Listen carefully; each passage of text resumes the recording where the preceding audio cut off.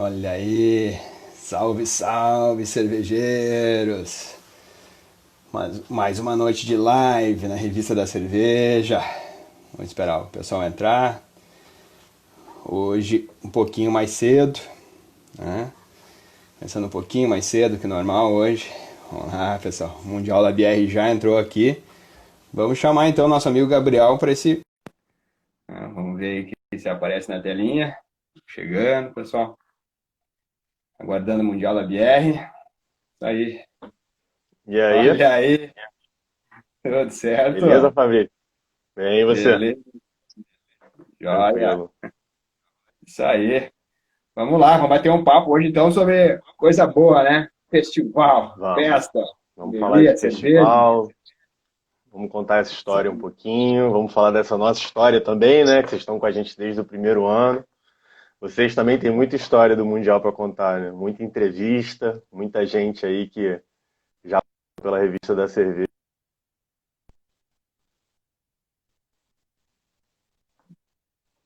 Com certeza, só coisa boa. Tá falhando um pouquinho aí, Gabriel, mas daqui a pouco estabiliza o sinal aí, né? Esperar um pouquinho, Gabriel. Carregando.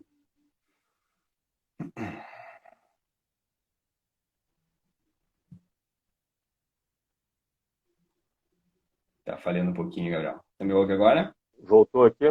Voltei. Eu tirei o Wi-Fi, desculpa, eu tinha que ter feito isso antes. Tranquilo. Que é isso, que é isso. Gabriel, deixa eu te pedir para te falar um pouquinho da tua trajetória aí no Mundial, né? Hoje tu é o gerente aí do evento, né? Então conta para nós um pouquinho aí desde que começou, enfim. Ah, eu entrei no mundo da cerveja pela porta dos eventos, né? Eu sou produtor de eventos, trabalho na GL, que é a empresa que detém os direitos do Mundial aqui no Brasil desde 2011. E aí, em 2013, minha primeira experiência com a cerveja artesanal foi na Brasil Brau, em outra área, na época eu ainda fazia atendimento ao expositor. E aí, depois disso, a gente, no final do ano, realizou pela primeira vez aqui no Brasil o Mundial Rio. E aí eu passei 2013 e 2014 no Mundial como atendimento ao expositor, então eu tinha uma proximidade muito grande com as cervejarias, com você também, né? A gente se conheceu nesse momento que eu ficava lá no balcão de atendimento. E aí, a partir de 2015, eu tive o convite para integrar o núcleo, e, e aí, a partir disso, eu comecei a trabalhar na gestão. E aí trabalhei com o Vitor, depois trabalhei com a Luana, e aí desde o início desse ano eu estou na gestão como gerente do Mundial da Labier Rio, São Paulo e da Brasil Brau também. E aí a partir disso eu fui a cada vez mais me apaixonando pela cerveja, né? Já tinha o hábito de consumir cerveja artesanal, mas a gente vai aprendendo e ter essa oportunidade de estar próximo a esses players e pessoas que conhecem tanto sobre o produto e sobre a história, né, da cerveja no Brasil. Então tive a oportunidade de conhecer muita gente e me aproximar muito e me interessar pelo assunto. Então, em 2015, a gente fez, você estava lá com a gente fez a final do Beer Sommelier, lá no Degusta Beer, pô, muito legal. E aí eu lembro bem daquilo, aquilo me emocionou bastante, assim, ver aquela atuação dos profissionais, ver a paixão que eles colocam. E aí dali eu saí falando com a Silene que eu queria estudar, e aí eu fiz o curso de sommelier na Dammens em 2015, então desde 2015 também sou sommelier. Aí a gente vai brincando, né? Faço cerveja em casa, já fiz cerveja em casa, tem muito tempo que eu não faço também, e tô sempre dentro das cervejarias, conversando com eles, entendendo como o negócio pode melhorar também, até para poder trazer um pouco dessa visão para dentro do negócio e melhorar também a experiência dos visitantes no Mundial. E no caso da Brasil Brau, a gente também trazer assuntos mais relevantes para o pessoal do mercado também. Uhum, sem dúvida. Uma cerveja puxa a outra, né, Gabriel? Vai conhecendo, aprendendo. Isso aí, né? Total.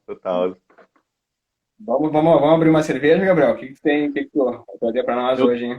tô com uma good vibe daqui do Rio de Janeiro, da cervejaria The Doctors Brewery.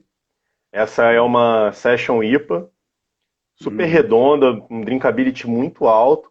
E escolhi ela para começar a semana bem, né? Não ficar tranquilo, ficar na good vibe. É isso aí.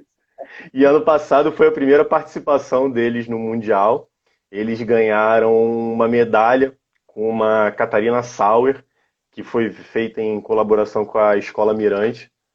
E a Hum, cerveja também está excelente, essa Catarina Sauer, bem gostosa também, mas hoje eu escolhi a Good Vibe. Então, muito e você, bom. o que que você vai lançar aí? Então, hoje eu separei aqui uma cervejaria da Brew Point, tá? A Dunk da Brew Point. Tive aí o prazer de conhecer várias cervejarias da Serra, agora em janeiro desse ano. Tinha um evento aí da Rota Cervejeira, né, da Ana Uhum. Botucatu. E aí, pós-evento, fiquei uma semaninha no Rio aí, né, na Serra lá, visitando cervejarias. Visitei muita coisa boa lá, Gabriel. Visitei a Pontal, visitei a Colonos, visitei as meninas lá da Barão, o Jim, a Brew Point, cara. Visitei a Canton Beer, visitei a Braçaria com a atriz, sensacional, na beira do rio ali, né, cara? Coisa Pô, linda. já tá conhecendo mais cervejaria na região serrana que eu. Tô devendo uma visita pra uma galera dessas aí. Não, tem que ir, pô. Cara, é uma cervejaria melhor que a outra. O pessoal, que gente fina. Aliás, deixar um abração aí para toda. A recepção foi maravilhosa, né? Visitei também o pessoal dos Lúpulos em Casa, o Viver de Lúpulos, né? Com a Sim, Tereza. sim, Tereza, tive a oportunidade de ir lá também. Visitei o Grupo É a Petrópolis. história, né? Pô, Ali é a história do lúpulo tá sendo escrita ali. Foi muito legal ver isso, assim, e eu tive esse insight quando eu tava lá, né? Ela até teve um dia que a gente foi com a equipe do Canadá, e aí a gente foi na fazenda do Grupo Petrópolis para ver a plantação, e ela falou: Ah, vocês vão ter a oportunidade de plantar uma muda. E aí, em certo momento, eu parei para pensar e falei: Cara, isso é a história da cerveja, assim. A gente está escrevendo um capítulo da história e eu tenho a oportunidade de participar dele ativamente. Então, aproveitar que a Ana está aí, agradecer a oportunidade que ela dá para a gente, né, de viver essa experiência na Serra que é sensacional. a Ana, sem dúvida, é um ícone, né, Gabriel? Aliás, todas essas visitas que a gente fez aí foi de mão dada com a Ana aí, apresentando o pessoal e, né, abrindo essas portas aí. Maravilhosa, cara, maravilhosa. Assim, sem palavras de agradecimento aí por tudo que ela faz pela cena cervejeira no Rio, né, Gabriel? Acho que a Sim, sem dúvida. cervejeira da região serrana do Rio é outra, muito pelo trabalho que ela realiza aí, né, com as cervejarias, né? Sem dúvida. E a gente tem um cenário muito forte na Serra. A gente tem uma coisa muito legal, muito estruturada, as cervejarias trabalhando bem, assim, eu como acompanho desde 2013, eu vejo isso acontecer e desde 2013 também eu tenho esse convívio com a Ana, que é um prazer, e a gente sempre trazendo coisas novas, ela sempre incentivando muito o pessoal da Serra também a vir para o Mundial, mostrar o produto deles para esse público entrante, né, que é a grande maioria do público que a gente recebe. Então, a Ana realmente merece todo o carinho e respeito da galera. Sem dúvida. Me chamou para colher os lúpulos aí, né, cara? Brinde. Então, um brinde. Saúde.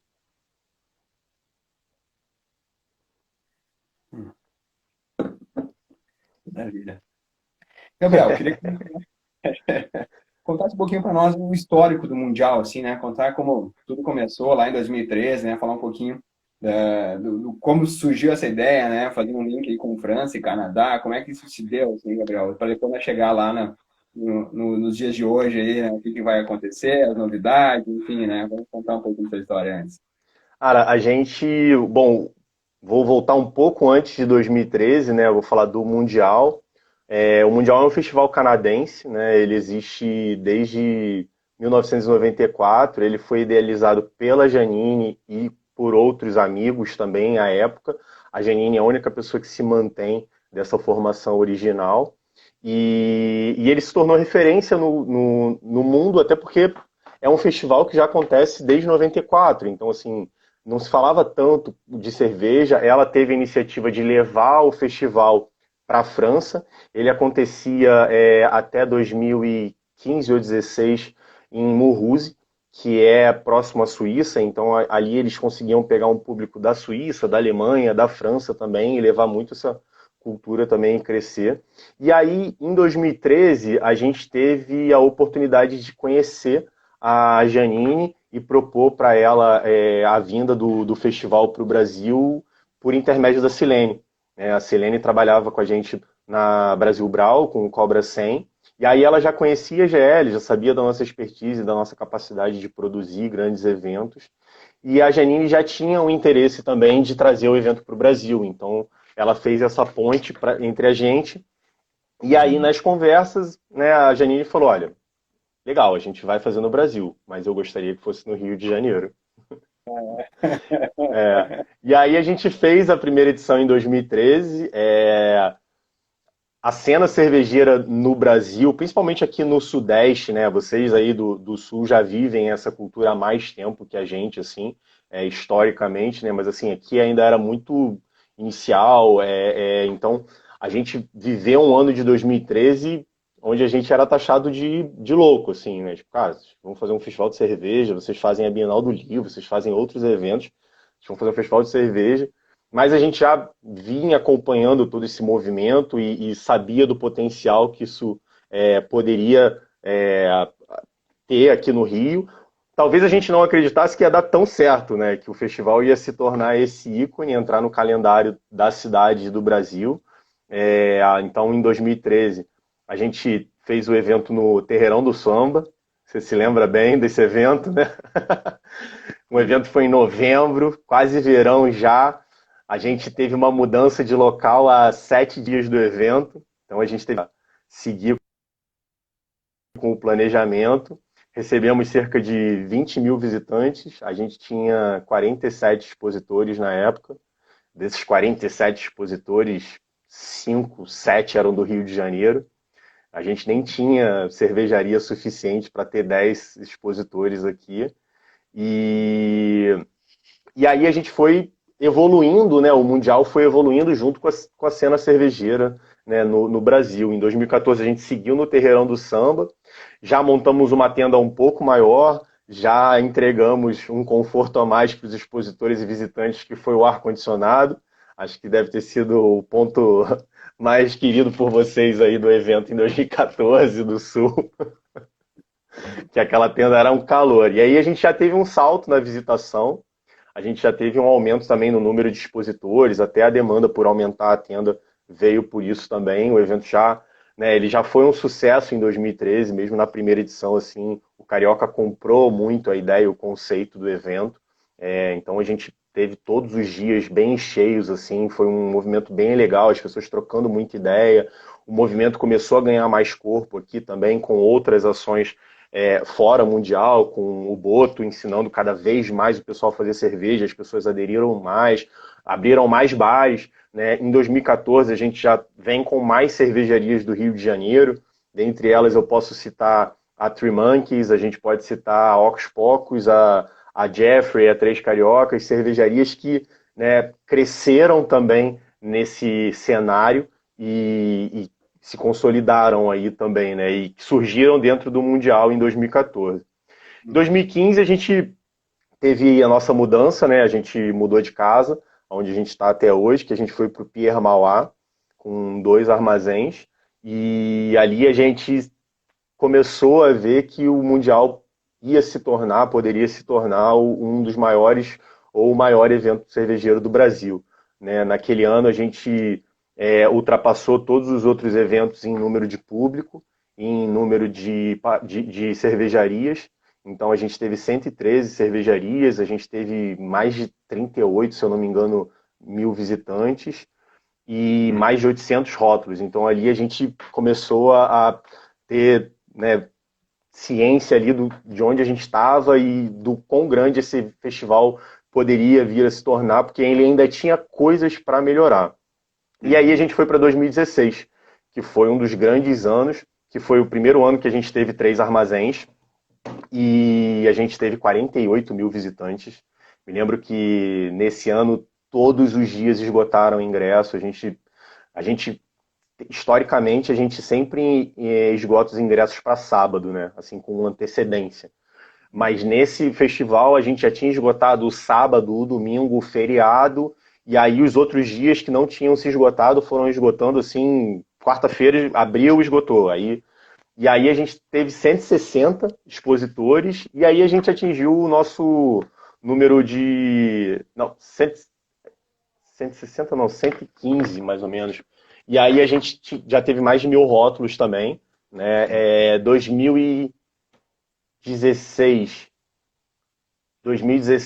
a gente ainda trouxe alguns rótulos exclusivos, então naquela época a Stone não estava vindo regularmente, a gente importou Stone, a gente importou Dogfish Head, não, a gente importou Lost Ib, a gente importou alguns rótulos do Canadá e dos Estados Unidos também.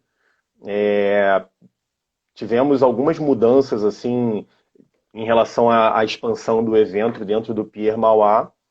E aí a gente veio repetindo, né, essa fórmula, assim, trazendo novas atrações, novas ativações para dentro do evento. Então a gente foi entendendo que seria melhor para o fluxo do evento mudar algumas coisas dentro da planta, trazer mais food trucks para o pessoal se sentir mais confortável, melhorar na estrutura para o visitante em relação a banheiro, alimentação, espaços para descanso também. Então, em 2000 Peraí que é muito tempo já. E aí em 2019, em 2017, em 2018, a gente ainda foi mais tímido em relação à utilização do cais, mas em 2019 a gente já usou o cais por completo, né? Usou as praças também, com os dois palcos, enfim, aí a gente está vivendo esse cenário, né, do Mundial assim, se consolidando. A gente recebe cervejarias do Brasil inteiro, então a gente já teve, né, inúmeros representantes do Rio Grande do Sul, de Santa Catarina, do Paraná, a gente já teve gente do Nordeste vindo para cá também, né? Então hoje o Mundial é uma grande plataforma de divulgação das cervejarias e uma porta de entrada para quem quer conhecer cerveja artesanal, né? Então eu acho que esse é um dos pontos do qual eu me orgulho muito de fazer parte da equipe do Mundial e da história do Mundial, porque a gente ajuda esse mercado a crescer.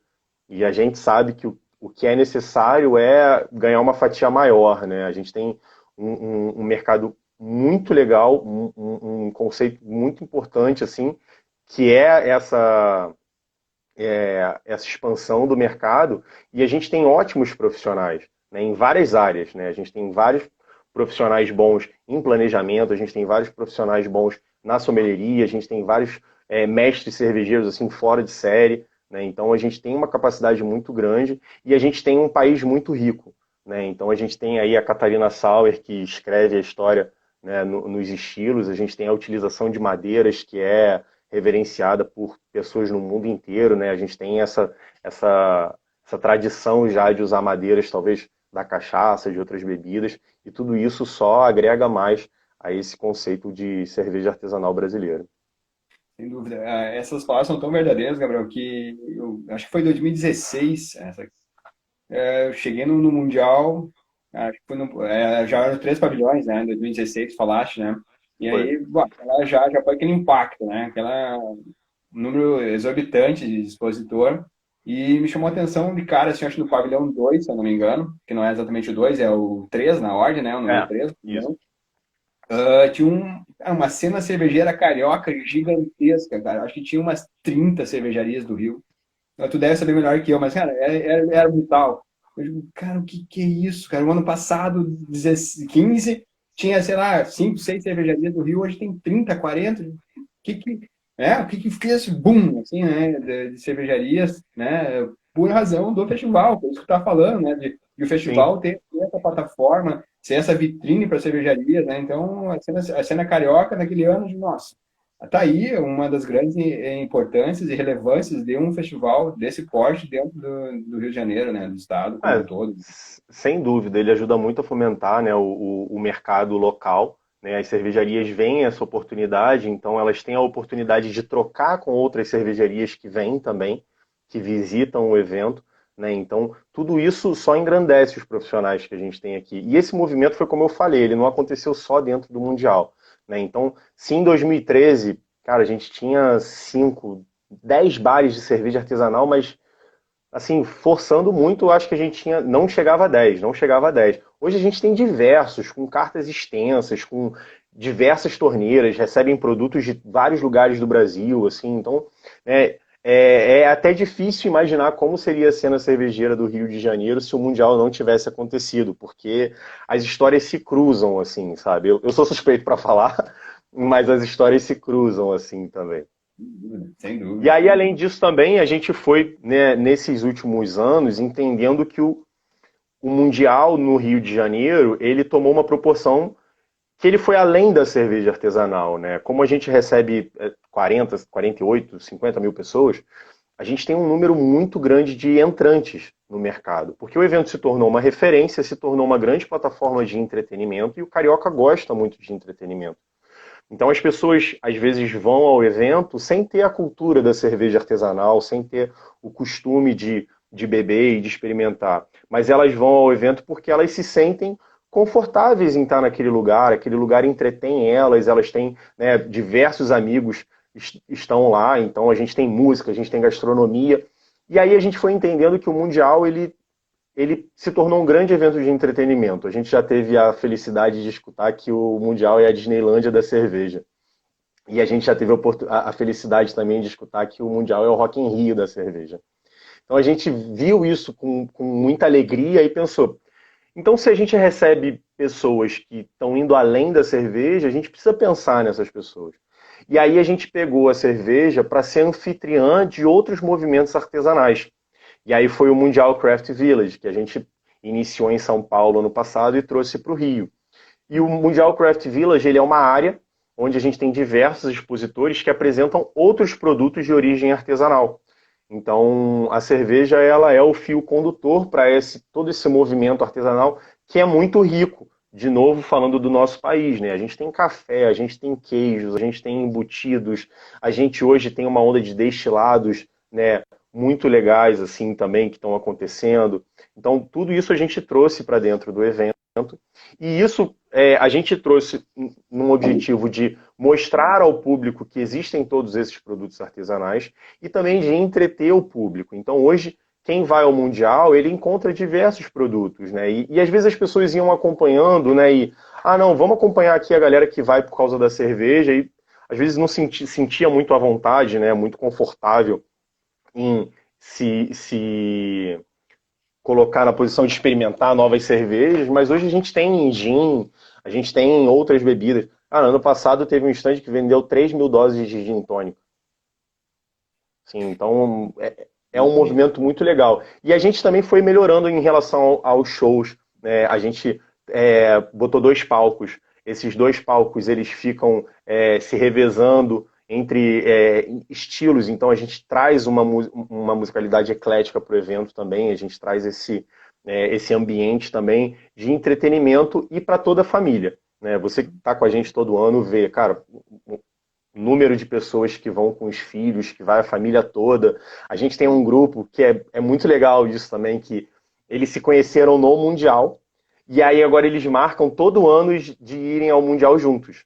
Então eles sempre fazem uma camisa temática, eles já foram de Beer Rangers, que era o Power Ranger do Mundial.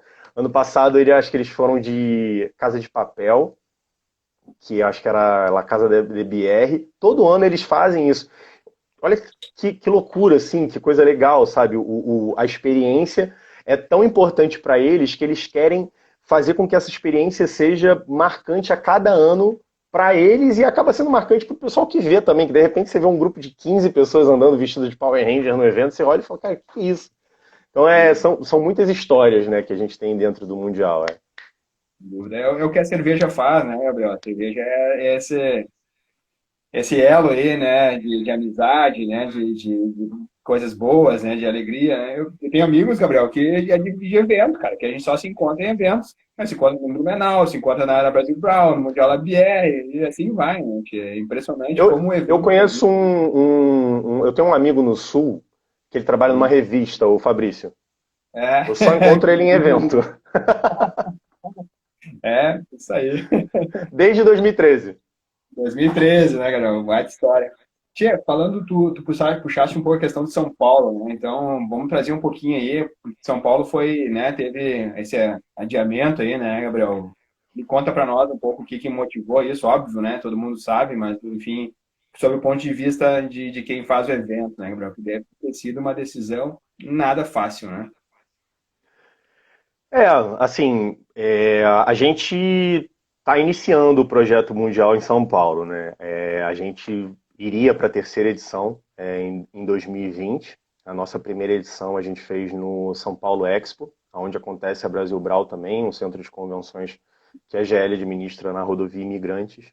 E no ano passado a gente decidiu levar o evento mais para a cidade de São Paulo, né? Quem conhece sabe que a rodovia é uma rota de saída da cidade, e a gente levou ele para a Arca, que fica na Vila Leopoldina. Ele é mais próximo ali aos bairros mais boêmios, né? Então, assim, ele está mais próximo de Pinheiros, da Vila Madalena.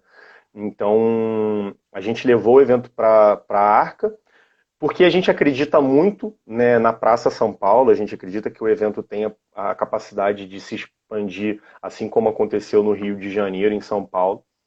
Uhum. E esse ano a gente estava preparando inúmeras novidades, assim. A gente tinha feito uma reformulação na planta,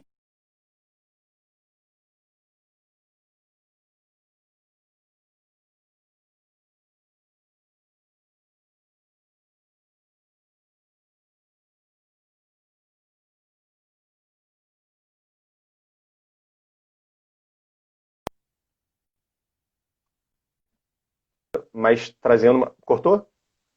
Cortou.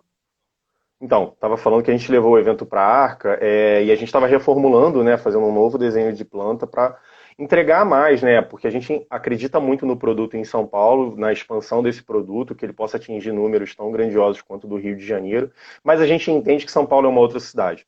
Então, a gente está, né, tendo um cuidado muito grande com o evento, e o evento seria no início de junho, no início desse mês.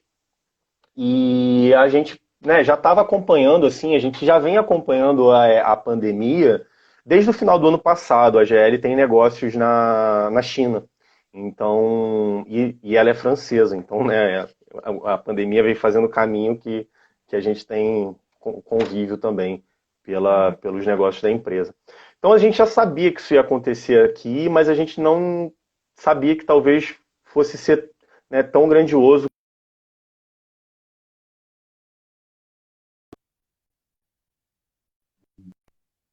Em São Paulo, a gente tinha duas possibilidades, né? A gente podia transferir ele para o segundo semestre ou adiar ele para 2021. Para a gente poder entregar o que a gente quer, não faria sentido levar ele para o segundo semestre, uma vez que a gente tem o Mundial Rio, né? A gente tomou a decisão de adiar o evento de setembro para novembro há pouco tempo. Então a gente teria dois eventos no segundo semestre. O que para nós, o objetivo é que cada um tenha um semestre. Então o Mundial São Paulo ele vai acontecer sempre no primeiro semestre, enquanto o Mundial Rio acontece no segundo semestre. Dessa forma que a gente imagina isso hoje. E aí eles iam acabar competindo entre si e a gente não ia conseguir fazer todo o trabalho que a gente precisa para que o evento de São Paulo cresça, como ele tem capacidade de crescer. E a pandemia mexe com todo mundo, né? Então, assim, as cervejarias também iam ser prejudicadas ao participar do Mundial São Paulo. Então a gente optou por ver uma data para 2021. O nosso objetivo é fazer a mesma coisa que a gente fez no ano passado, que é fazer a Semana Cervejeira em São Paulo. Então essa Semana Cervejeira ela começa com a Brasil Brau e ela termina com o Mundial da Labière, todos na mesma semana. Então a gente vai do campo ao copo, né, como a gente criou ano passado. E foi isso que pontuou nossa decisão para levar o evento para 2021, para não competir com o evento do Rio também e para a gente poder dar uma atenção maior a esse projeto que precisa dessa atenção para que a gente possa entregar o que a gente deseja. Uhum. Já existia venda de ingressos, né, Gabriel, do São Paulo, correto?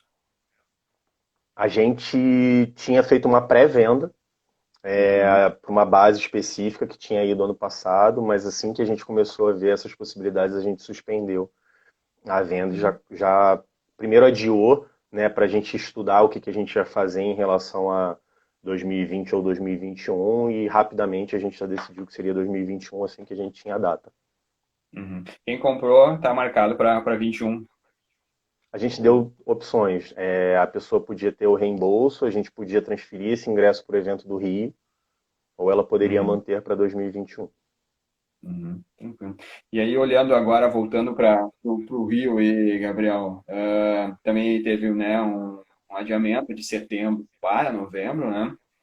Eu queria que me falasse um pouquinho como é que foi isso para vocês e também para cervejarias, né, Gabriel? A gente sabe que um evento de grande porte para muitas cervejarias, além de ser uma porta de boas vendas, é também uma ação de marketing, uma ação de conversar com o seu público, de ter feedbacks, enfim, é um evento, né? Nada mais é do que um evento muito interessante para cervejarias.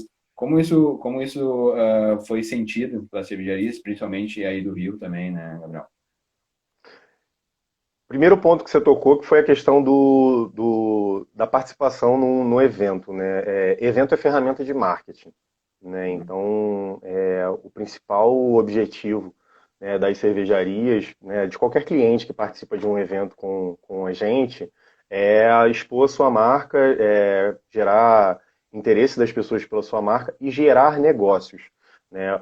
O mercado cervejeiro ele tem um ganho muito grande que ele consegue gerar negócios no mesmo momento, né? Então, você já consegue ter um apanhado, né, um estudo do quanto você conseguiu gerar de negócios naquele evento no último dia.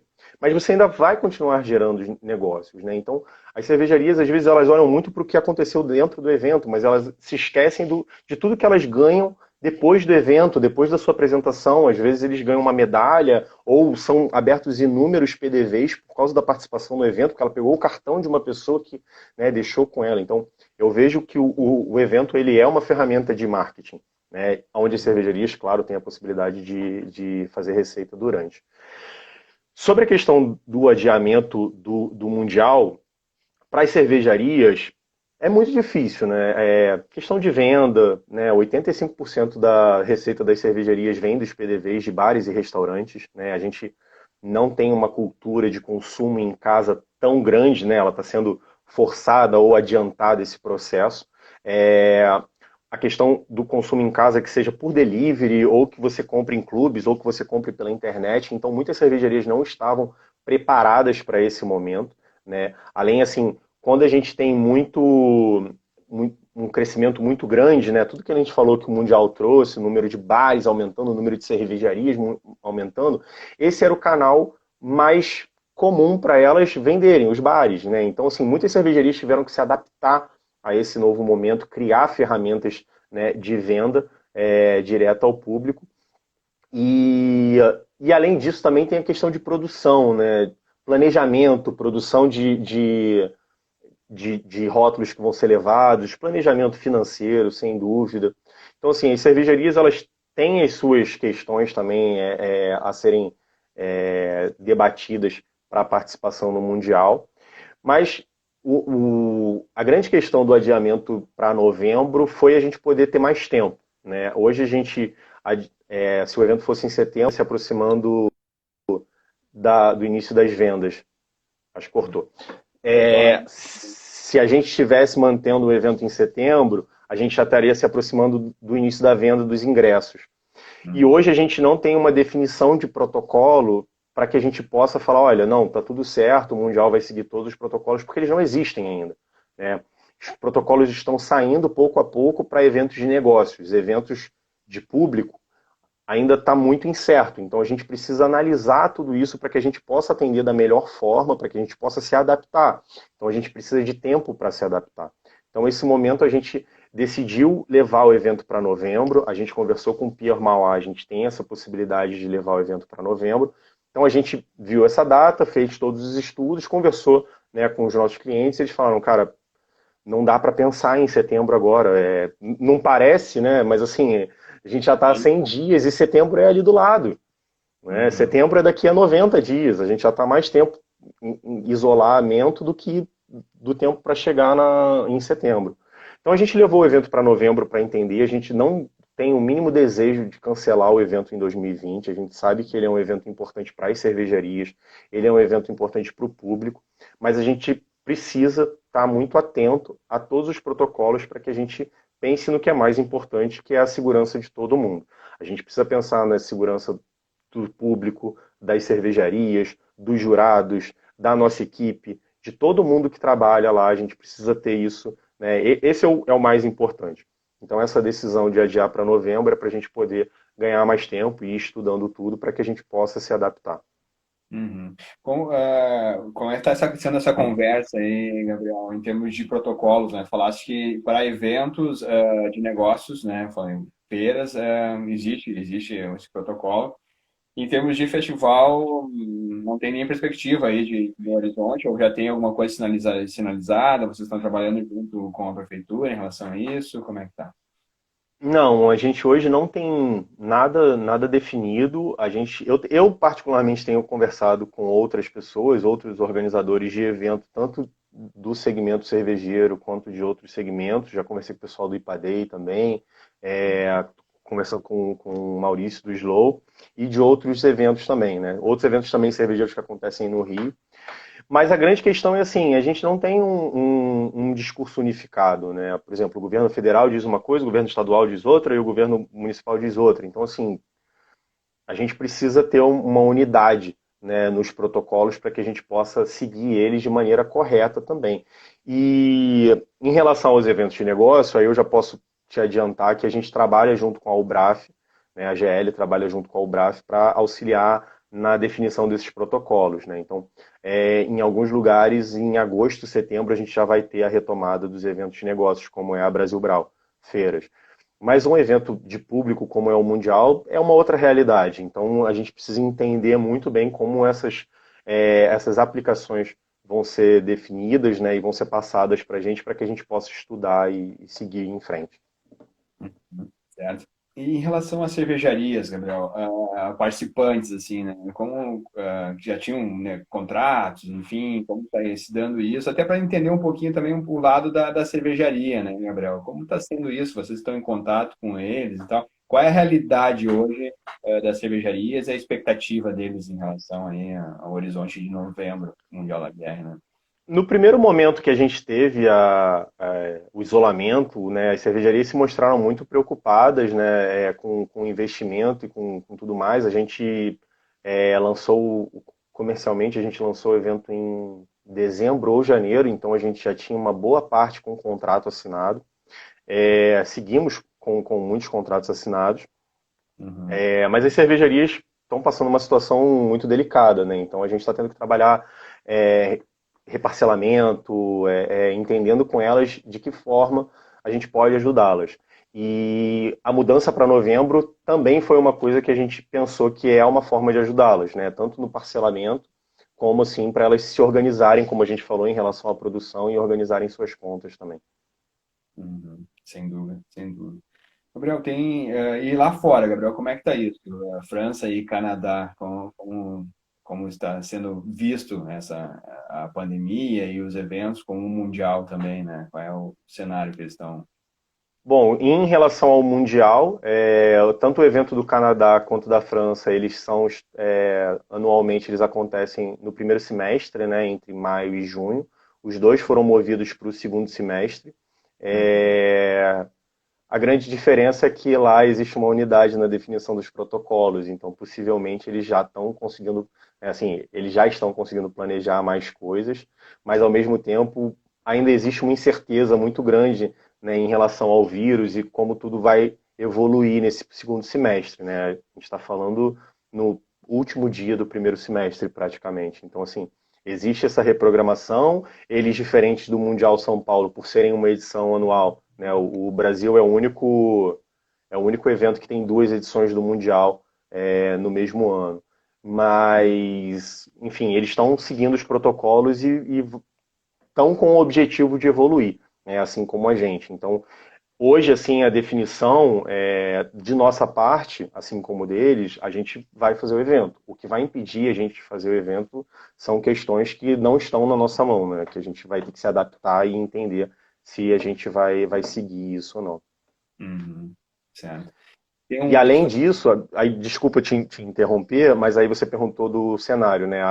Aí, para quem não sabe, a Oktoberfest de Munique foi cancelada, né? Não, não vai acontecer, ela não foi adiada, ela foi cancelada. O GABF, ele foi adiado, ele aconteceria em setembro, se eu não me engano, e ele foi adiado para outubro. Entretanto, o governo de Denver ainda não afirmou se ele vai poder acontecer em outubro. Então, eles já anunciaram que eles vão fazer um festival online em outubro. Uhum. que Que é o caminho. independente se acontecer o evento ou não, eles vão manter o evento online, porque a grande questão também para os eventos, principalmente a Oktoberfest em Munique, é o número de turistas que recebe, né? A Hum, movimentação, no GABF é a movimentação interna, mas na Oktoberfest em Munique é o número de turistas, né? toda, né? Gabriel, e essa questão puxou a questão do evento online, né? Tu já estávamos conversando, tu me disseste que existe aí um pensamento do Mundial de fazer algo online, no Mundial Rio, né? Onde seria a data aí em setembro, correto? Sim, a gente está sendo apressado, assim, né? A pandemia está apressando a gente em algumas coisas. A gente já tinha o projeto de manter o Mundial ativo durante o ano inteiro, né? Deixar de ser um evento que acontece em 9 dias, 4 em São Paulo e 5 no Rio, para ser um evento que acontece o ano inteiro. Né? E, sem dúvida, o online, né? A internet é o que possibilita a gente que isso esteja presente, né? Junto ao público durante os 365 dias do ano. Então a gente já iniciou, de certa forma, né, esse projeto é, do Mundial com algumas lives que a gente fez. A gente fez uma série de lives com o Marcelo Neves, o Ogro, que é um amigaço nosso, que a gente fez umas receitas e tal. Sempre as lives do Mundial, a gente sempre faz elas com o interesse de serem lives leves, para entreter o público, né? Porque grande parte do nosso público é um público entrante no mercado de cerveja. Então não adianta a gente fazer um conteúdo muito específico, né, que a gente vai falar de terpenos, por exemplo, porque as pessoas não vão saber o que é terpeno. Né? Então, assim, a gente precisa ter esse tato também de levar conteúdos que sejam relevantes às pessoas que estão assistindo a gente. Então, são sempre conteúdos leves. A gente fez também uma live com o pessoal da Abril Lab, que fez a cerveja All Together, que foi aquela colaborativa com a Other Health. E a gente vai fazer outras lives com cervejarias também, está no nosso cronograma. Semana Uhum. passada a gente fez uma de mixologia com a Fran, trazendo esse mundo do Mundial Craft para dentro, né, do online também. E a gente tem o projeto de fazer um festival online, que aí foi como você citou, o objetivo é que ele aconteça no sábado em 5 de setembro, sábado que aconteceria o Mundial. E a ideia é que ele leve o espírito, o conceito do Mundial para casa das pessoas. A gente sabe que setembro está à frente, mas a gente tem essa preocupação do cuidado com as pessoas, então a gente quer levar esse entretenimento para casa das pessoas. Então a gente vai levar um pouquinho do espírito do Mundial para as pessoas com música, com gastronomia, com conteúdos que falem sobre cerveja e com mais algumas novidades que a gente vai contar aí pouco a pouco. E aí vocês ajudam a Olha, gente a contar isso também. bacana, com certeza. E, Gabriel, falaste do cuidado, né, com as pessoas e tal. O Mundial sempre me chamou a atenção pela ação solidária, né, que o Mundial faz aí em arrecadação de alimentos. Eu sempre achei impressionante assim, o volume, né, arrecadado de alimentos, né? E isso é algo que, de fato, aí, com certeza faz diferença para muitas famílias e traz esse Sem cuidado aí dúvida. né? Sabe me dizer o que já foi arrecadado aí, Gabriel, de alimentos e as ações que foram geradas através disso? Olha, a quantidade de toneladas eu não tenho de cabeça. A Laura vai me ajudar com certeza aqui nos comentários e vai colocar essa quantidade aí. Mas assim, a ideia de trazer esse caráter solidário para o evento, é, a gente sempre pensou que a gente pode fazer mais, né? E assim, ó, a Laura botou, desde 2017, 130 toneladas. 130 toneladas, meu amigo. É. É muito. Então, assim, é importante que a gente sempre devolva um pouco para a sociedade do que a gente, né, recebe, de tudo isso. Então, assim, o Mundial ele se tornou um evento muito grande, um evento que, né, ganhou uma relevância muito grande. Então, assim, de que forma a gente pode ajudar as pessoas? A gente tem capacidade de ajudar as pessoas? Então, a gente criou o Cervejeiro Solidário, que a gente é um benefício para quem entrega um alimento e assim, essa pessoa que está entregando um alimento, ela está tendo um benefício que é um desconto no ingresso. Mas a felicidade que a pessoa que tem de receber o alimento, isso vale muito mais do que qualquer desconto. E para a gente isso vale muito mais do que qualquer coisa, porque além da gente ser um promotor do segmento, a gente consegue ajudar as pessoas. Então, devolver né, as coisas que a gente recebe do universo ou do nosso trabalho, que seja, é importante. E eu acho que a gente fez isso com maestria, assim, a gente conseguiu criar um projeto legal, a gente tem a ajuda do parceiro que é o Mesa Brasil, que é um programa do SESC, então eles auxiliam muito a gente, porque dá muito trabalho, né, arrecadar alimento e distribuir de forma correta, né, porque a distribuição também é muito importante, né, quando você vai fracionar esses alimentos, você precisa fazer isso de forma justa, né, então o Mesa Brasil ajuda a gente com isso, então a gente vai seguir fazendo isso, e inclusive a gente vai fazer isso no festival online também. É, bacana. Que bela iniciativa, Gabriel. Isso sempre me chamou muita atenção, né? Gabriel, voltando um pouquinho e tentando entender um pouco a realidade dos produtores de eventos, eu sei que a Faga GL tem um patamar aí, né, diferente, né, quando a gente fala em termos de dificuldades. Claro que todo mundo tem dificuldade, né, Gabriel? Todos têm, enfim. E a gente queria entender, um dos motivos dessa live foi justamente entender um pouco de como está isso, né, para quem produz evento, né, para quem está à frente ali na ponta, como está se dando isso, né? Buscando alternativas, enfim, tu trouxe uma coisa que infelizmente no nosso país, né, tu tem uma dificuldade política, né, de se organizar, enfim, e o que mais, além disso, Gabriel, vocês encontraram dificuldades aí para conseguir trilhar esse caminho e levantar e seguir em frente, né? Imagino que não deva ter sido fácil. De tranquilidade, não sei nem se eu posso usar essa palavra nesse momento, mas assim, dentro de tudo que está acontecendo, a gente consegue planejar as coisas com um pouco mais de segurança, né? Mas o trabalho de um produtor de eventos é planejar à frente, né? Tá ali planejando, vendo as eventualidades que podem acontecer.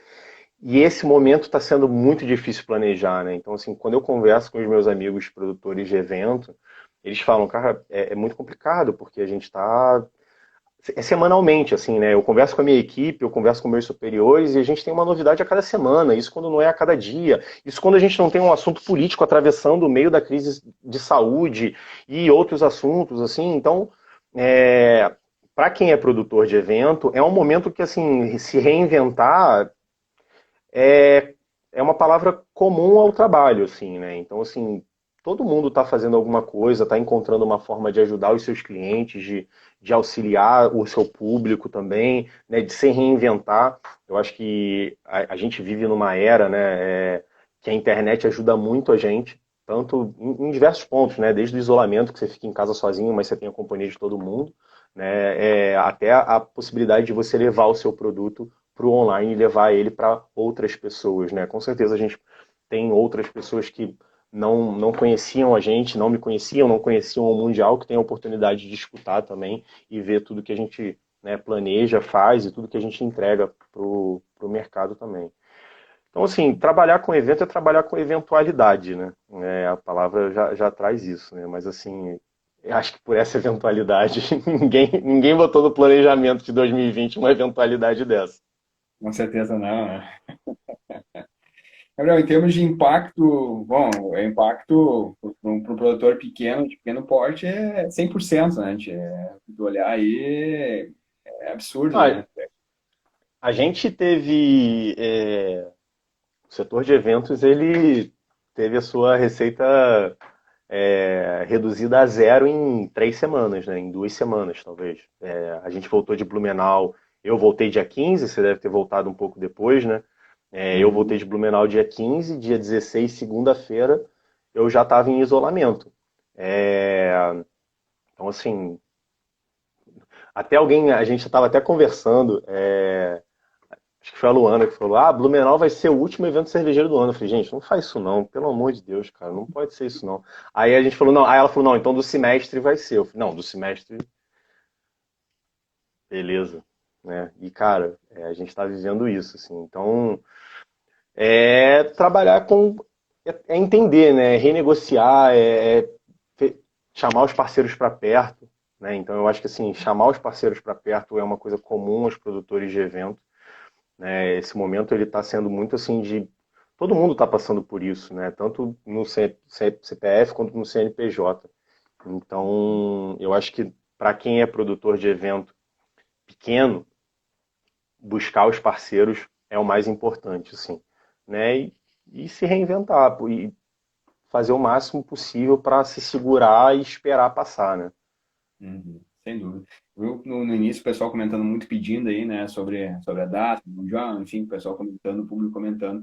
Você tem sentido alguma coisa específica do público, assim, Gabriel, em termos de solidariedade, enfim, querendo entender um pouquinho mais do festival? Vocês sempre se fizeram ações solidárias também, né? Como isso impacta para o público mundial da BR, né?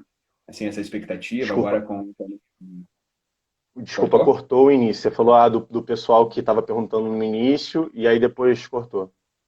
Isso, então, na verdade, senti um pouco assim como o público, né, tá receptivo aí a uma primeira mudança de data, né, e depois a situação toda do evento, entendendo essa grande dificuldade, aí, né, que se abateu aí, né, sobre os eventos.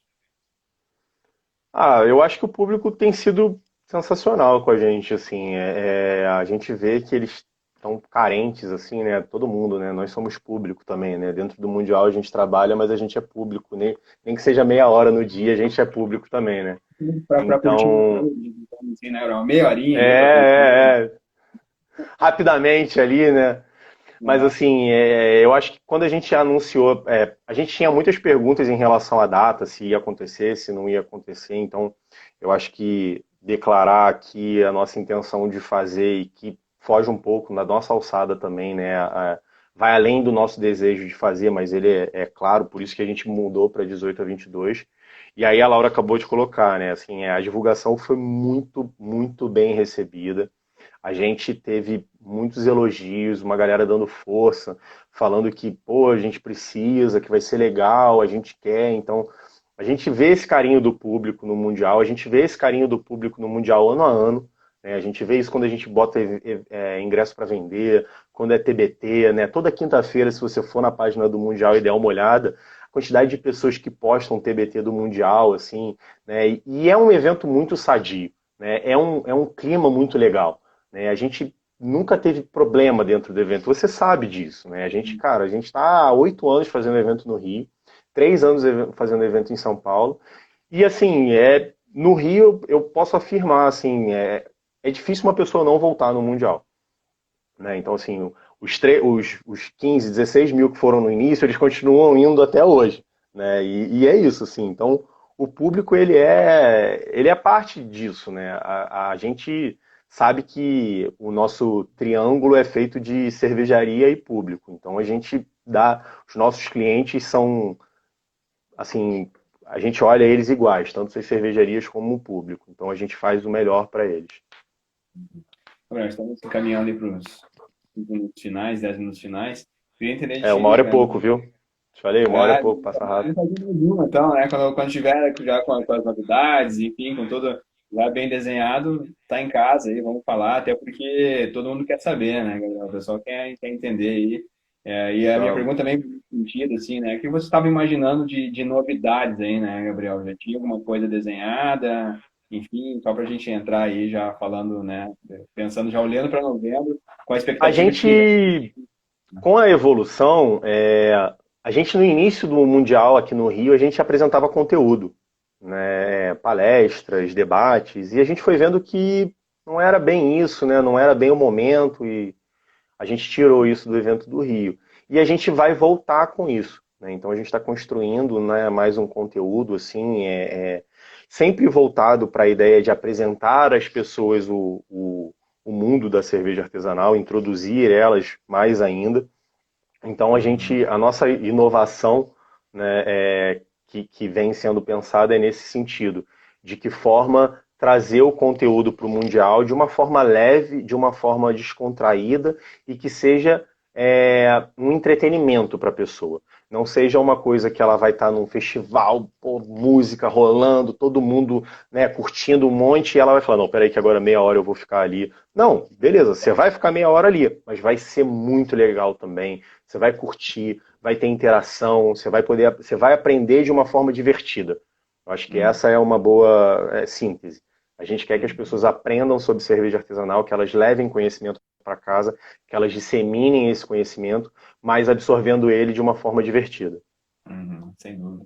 O que é muito importante, né, Gabriel? É muito importante essa formação, esse conhecimento, porque o mercado e o projeto, né, de cerveja artesanal no país tem muitas nuances, né, tem muita coisa bacana. Então é interessante levar isso para o público, né, o público saber exatamente, entender um pouco mais, enfim, e tá realmente mergulhando nesse universo que é fantástico, né, Gabriel? Isso é muito bom. Legal. Uhum. É, a gente vai estudando, né, de que forma a gente pode melhorar a cada ano, assim. E a gente já assim, analisou, pesquisou algumas coisas que a gente pode trazer. A gente vai sempre fazendo pequenos testes, assim, às vezes nem é a gente que aparece fazendo os testes, mas a gente coloca ali algumas pessoas para irem testando e a gente já tem um formatinho legal ali para trazer para dentro do festival agora. Maravilha, que eu acho. Cara, eu sou aquele apreciador, né, do Mundial, tô curioso aqui, cara, tô doido para que chegue em novembro logo, pra gente poder se reunir, tomar uma cerveja, né, ver aquele show maravilhoso, né, cara, ver o pôr do sol, ficar ali Ouvir curtindo. os cariocas chiando, né? Mas isso é maravilhoso, né? Porque no Mundial que a gente consegue ver a riqueza cultural que a gente tem no Brasil, porque a gente vê gente de tudo que é canto, né, Gabriel? Pô, gente de São Paulo, Santa Catarina, Paraná, Sul, falando Batu, né? É, não, é muito legal. Esse ambiente, né, que a gente vive nos festivais, assim, e o Mundial ele representa muito isso, né? Esse encontro de pessoas, assim, de pessoas diferentes. E a cerveja faz isso, né? A gente tem a oportunidade de trabalhar com um produto que reúne todo mundo, né? A cerveja tem uma história milenar e a cerveja está em todos os assuntos. Os engenheiros sentam para falar de engenharia tomando uma cerveja. Os médicos cansados do seu trabalho, eles param para tomar uma cerveja depois e falar sobre o plantão. Então a Uhum. gente fala sobre um elemento que está dentro da sociedade de uma forma muito legal, muito interessante. Quando eu tive esse insight dentro do Mundial de ver que eu estava ali fazendo um evento para todo mundo, eu fiquei muito feliz de ver isso, assim, sabe? De ver que eu trabalho com um produto que agrega, que agrega diversos assuntos, diversas pessoas, diversos estilos, diversos gêneros. Cerveja não tem preconceito. Exatamente, sem dúvida. E outra coisa que tu falaste antes, que é realmente relevante também num evento onde tu reúne aí quase 50 mil pessoas, né, Gabriel? Quem olha de fora, às vezes, um evento cervejeiro com 50 mil pessoas, tão louco, né? Tá todo mundo bêbado, sei lá o quê, isso é educação, zoeira, né? E muito pelo contrário, né, Gabriel? Tu vê uma educação, assim, né, A espetacular. gente tem uma característica de consumo consciente muito grande, né? A gente foi o primeiro evento no Brasil a colocar duas marcações para que as pessoas possam degustar com mais consciência, para que elas possam se aventurar em novos estilos. Então, você não precisa pegar uma cerveja de 12% de álcool e tomar o copo inteiro, né? Então, a gente tem água, né, em todos os pontos, a água é abundante no evento, a gente toca muito no ponto da conscientização. O evento é um evento de degustação, né? É um festival de degustação de cervejas artesanais, ele não é um evento de bebedeira, diríamos assim. A cerveja artesanal ela deve ser consumida com a consciência que você precisa. A gente sempre fala isso nas lives também, e é até legal você ter falado isso e trazido isso, porque é muito importante, né? A gente está em casa, a gente está bebendo, mas a gente precisa continuar bebendo com consciência. Exatamente, exatamente, né? E degustar, né, Gabriel? Degustar e poder justamente sentir isso que tudo que a cerveja traz, né? Não é a bebedeira que vai fazer com que a gente traga o melhor da cerveja. Muito pelo contrário, né, Gabriel? A gente traz uma postura pejorativa, né? Não é isso que na grande maioria a gente vê nos festivais, né? O que a gente vê nos É, festivais é uma grande troca de conhecimento, é uma grande troca de feedback com o cervejeiro mesmo, né? Com os beer sommelier, aprendendo sobre isso aí, cerveja, né? isso Enfim, aí. isso é algo maravilhoso que o Mundial trouxe isso, né? Grandes eventos do país trouxeram isso para a nossa cultura cervejeira, né? Isso aí. Pô, Fabrício, a gente deve estar encerrando, né? Deve estar contando o tempo aí daqui a pouco. Queria agradecer a todo mundo. Vocês podem ficar ligados aí no Instagram do Mundial, a gente vai estar sempre trazendo as novidades para vocês. Revista da Cerveja também vai estar compartilhando nossos parceiros. Fabrício, muito obrigado pela oportunidade. Obrigado pelo carinho que vocês têm com a gente, tanto na Brasil Brau como no Mundial. E uma admiração muito grande que a gente tem por vocês também, pelo trabalho que vocês fazem há bastante tempo e com excelência aí nesse mercado. Que isso, Gabriel. Que isso, é recíproca, é totalmente verdadeira, né? Como eu falei antes, o que vocês trouxeram para a cena cervejeira com o Mundial da BR, para a cena cervejeira nacional e estadual, é imensurável, né, Gabriel? Tu mesmo falaste, tem uma esteira aí de coisas que acontecem que não tem nem como mensurar, né? Então, o trabalho de vocês é fantástico. Acho que a gente está aí como parceiro, né, para andar junto, né, para fortalecer isso, para ensinar, para aprender muito com tudo, com todos os players do mercado e está aqui para se ajudar. Mais uma vez Isso eu aí. reforço, e quando tiver novidades aí do evento de novembro, vamos falar de novo, vamos repetir esse bate-papo aqui, vamos contar para o público aí o que está tá sendo esperado lá em novembro. Vamos sim. Vamos Então sim. tá. Um Prazerzaço falar contigo. abração, cara. Obrigado, galera. Obrigado aí pelo tempo de vocês. Saúde para todo mundo. E se Saúde. cuidem. Se puder ficar em casa, fique em casa. Isso aí. Abraço. Valeu, Fabrício. Um abração, cara. Tchau, tchau.